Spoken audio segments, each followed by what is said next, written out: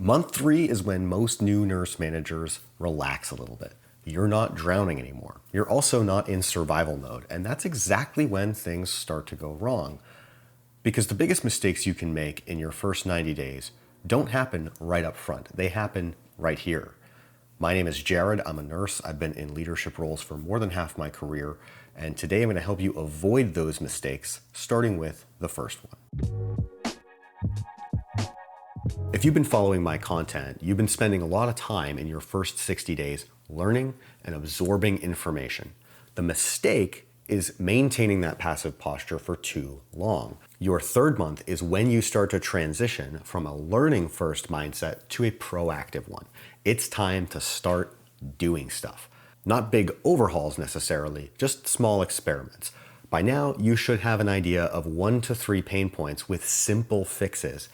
This is the time to go after them. Start some small, targeted projects to try to make some improvements to those areas that you've identified. You want to focus on things that are really important to your staff and that are completely within your control. It's not really the time to start big interdepartmental initiatives right now, but you want to focus on those little things that you can control. And the point of that is to give you some momentum and some confidence, and also to make some deposits into the trust accounts with your staff and with your leadership as you succeed with these easy wins. That's what you want to focus on in this time frame.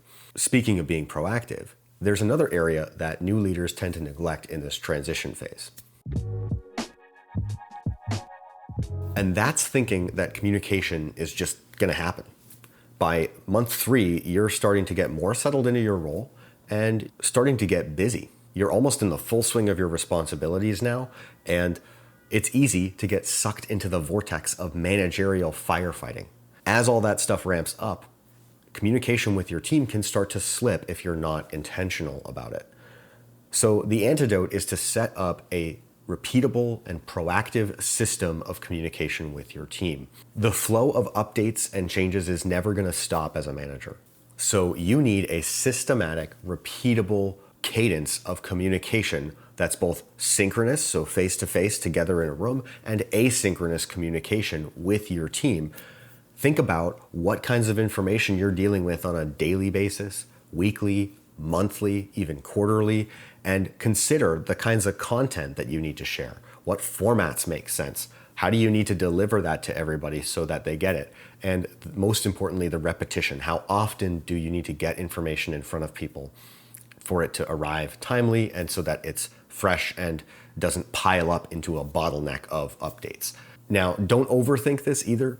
It doesn't need to be perfect the first time you set it up. The point is just to have some sort of system that's repeatable and that is proactive to get information out in front of your team.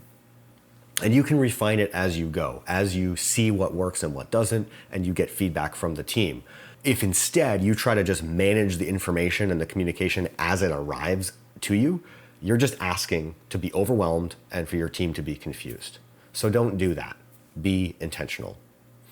Now, the third mistake is the most insidious. And that's thinking that 90 days is the finish line. Now, you might think this is obvious, like clearly this is the beginning of my leadership journey. What are you talking about? Well, the problem is that this transition is so important that we tend to pay a lot of attention to the details during this first 90-day time frame. Things like objectives and goals and timelines, being intentional about learning. The mistake is not carrying that systematic approach forward past your 90 days. So what you want to do during this third month is have an intentional conversation with your boss about some goals that you can set after your 90 days, probably for the end of the fiscal year, or maybe the next performance review cycle, or whatever makes sense as a milestone. Along those same lines, try to identify some areas where you still have some continued learning to do. Maybe your boss can have input on this, but you probably already have some ideas about things that you're like, I don't feel like I know enough about this yet, or I'm not super comfortable in this area. Set some intentional goals and make deliberate plans for addressing those knowledge gaps after your 90 days. The value of taking this deliberate, systematic approach during your 90 days isn't just having a smooth transition. It's also setting you up with habits that are going to make you a more effective leader in the long run. This is one of those habits. So take this intentional, systematic, and goal-driven approach and continue it long after your 90 days. So to finish your transition strong, you want to avoid being too passive and seek out some early wins with low effort, high impact projects. You also want to build a repeatable, systematic approach to communication with your team. And finally, set some intentional goals and a learning agenda that goes beyond your first 90 days. Transitioning into your first leadership role is exciting, but it's also a stressful time. But if you can avoid the mistakes that we've covered in this series, you're going to be well on your way to success in that first leadership role. Now, if you want a full playbook for your first 90 days that not only covers these mistakes, but gives you specific action steps you can take at each stage throughout those 90 days, I have one. You can pick it up for free. Links in the description.